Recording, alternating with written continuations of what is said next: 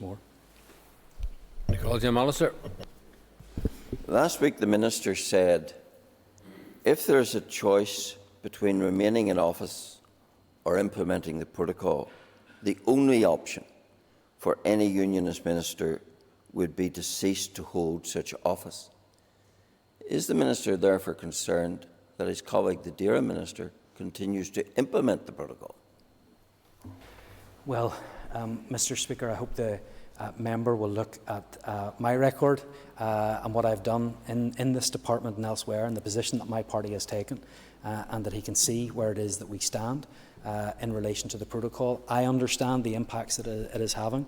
I recognise the problems that it is causing for our businesses, and I want to make sure that we do all that we can to find solutions to the problems that exist, because it's harming our economic prosperity, it is harming our opportunity, and I'm very, very clear that the protocol needs to go. The border in the Irish Sea needs to go, and we need to have arrangements in place that reflect the reality of where we are. Jim Allister, supplementary. What does the Minister think is the message to London, Dublin and Brussels from those who say they are opposed to the protocol while at the same time implementing it? Well, Mr. Speaker, I think I've made it clear what the government, what the UK government and what the EU need to do. We need to recognise the problems that exist as a result of the protocol. We need to understand the additional paperwork that it is causing. We need to recognise the barriers and the fettering of trade that is taking place. That recognition needs to happen. I think to a large extent that recognition has taken place. But what we need to see now is action. And the message from me and from my party is very clear, is that we cannot have sustainable institutions when our politics is being poisoned by the protocol. That's why we need to see action on it. The government have given us some very fine words in recent weeks and months, but we now need to see action on the protocol, not because it's affecting one party, not because it's affecting one tradition in Northern Ireland, but because it's affecting everybody in Northern Ireland, whether you're a unionist or whether you're a nationalist.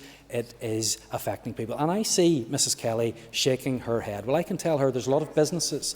There are a lot of businesses in her constituency that are affected by the protocol, and by the rigorous implementation of the protocol, which she and her colleagues have called for. Order, members. Sorry, Minister. Order, members. Let the Minister proceed. Thank you. Thank you, Mr. Speaker. And yet again, we have the failure to even recognise that there is a problem.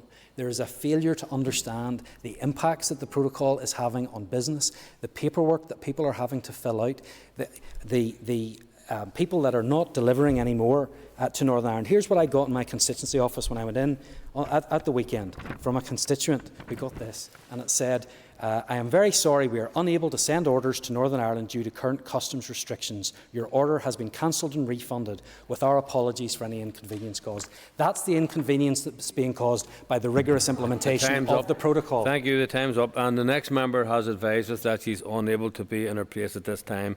Moving on then to Mr. Patsy McGlone.